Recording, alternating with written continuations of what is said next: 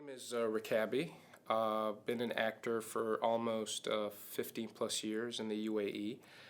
Proud to say my work has traveled more than I have. Few festivals here and there, few accolades here and there. And I started doing opera professionally when I was 10 years old. That was the first time I was on stage. I graduated with a degree in mass comm, but I ended up amassing something like 50 films a semester. And that's when I decided, you know what, I think I'll give this acting thing a shot. I have to say, it was amazing. It was a little bit different because I never expected to spend as much time as we did in one location.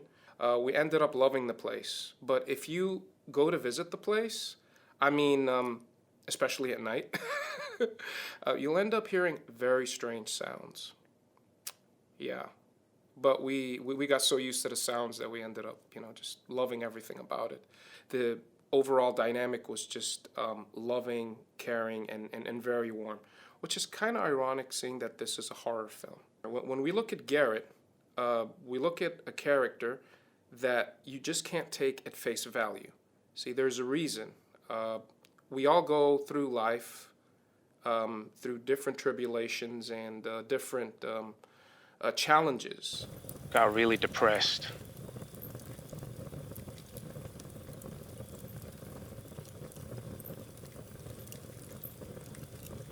She took her own life. And sometimes we come off a little bit different, and it's how we survive these tribulations and challenges or who make us who we are. I would have to say Garrett is looking for something that's very, very simple. Yet somewhere along the lines, it got lost in translation. You'll have to see the movie to find out what that is. What about you? You've ever loved someone?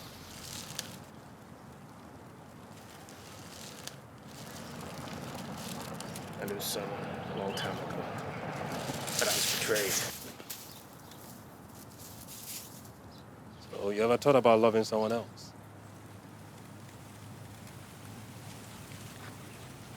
In essence, he's a very simple person. I think that's the summary of Garrett, is that he's a very simple, person. The most difficult thing, I have to say, is maintaining the character. And his voice is very, very different than mine. It's very raspy. Do you like working here? Yeah, I do. Then get the hell out of my room now.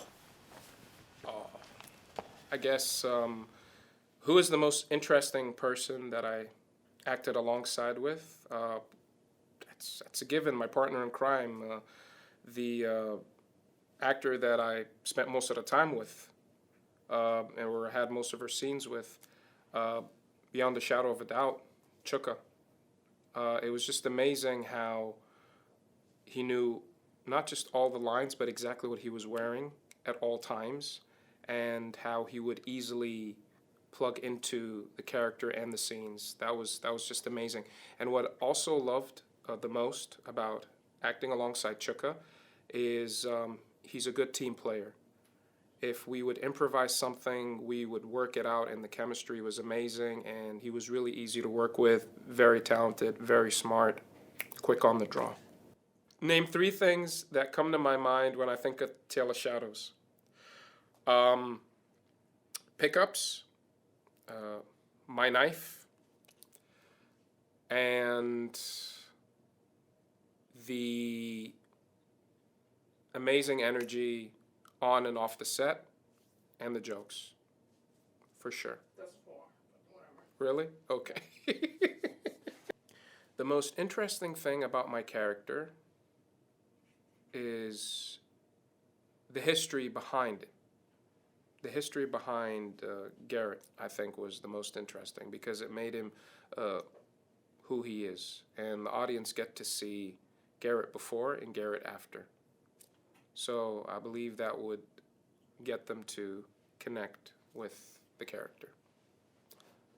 I guess like every actor that starts off, we always go for the meatier roles. The more problems, the more layered, the better. Definitely want to go for the layered roles. No, son. Life is like a locked cage. You don't have the keys. I have to say, the role that I played in Garrett was one of the most fascinating roles I ever got to play, because I was able to work together with the director in crafting a character. From the bottom all the way to the top, we crafted everything. From the way the character looks, to the way they talk, to where they're from. Yeah. What inspires me to act? Everything. Everything I've ever wanted to do in life, I found in acting. People inspire me. People's stories inspire me, as well as certain events that unfold inspire me. I like to see myself more of a storyteller, being able to tell people stories and being able to entertain people and educate people at the same time, depending on the character, of course, and the story. What was the scariest part of shooting this film? I have to say, goes on both extremes. There was always a fear of, because when I was in character on camera and off camera. So one of the scariest things was not being able to get out of character, but luckily we went past that. The other scariest thing was the team, and in particular the director, really pushed himself hard, really, really hard, to the point that there were times where we were really worried because he would get sleepy, and then after that he'd get really tired and then very fatigued, and he would really, really push himself. And then just one night, remember, he wouldn't wake up because he just spent his last ounce of energy, and we were really worried about him because he's just been shooting nonstop for more than 48 hours with only 2 or 3 hours of sleep. I can get into character very quickly and get out very quickly. I can work through pain. I've been beaten on sets before because we didn't have choreography, and survived to tell the tale. I fell through 2 tables. I almost fell out of fell off of a roof trying to shoot a film, and it was very windy. I almost fell out of a car trying to shoot a film. I twisted my left leg on a feature and continued on shooting for 5 more hours. I can almost recall almost every script that I've ever memorized. I have one hell of a laugh that can get me and my friends kicked out of any cafe, and I'm famous for that in Abu Dhabi. What else? Can we do this laugh? Yeah, stronger. Yes, and I don't drink. Yes, my character does a lot of things that I don't do. He drinks. He grunts a lot. Like, that's like part of his vocabulary. It's his punctuation.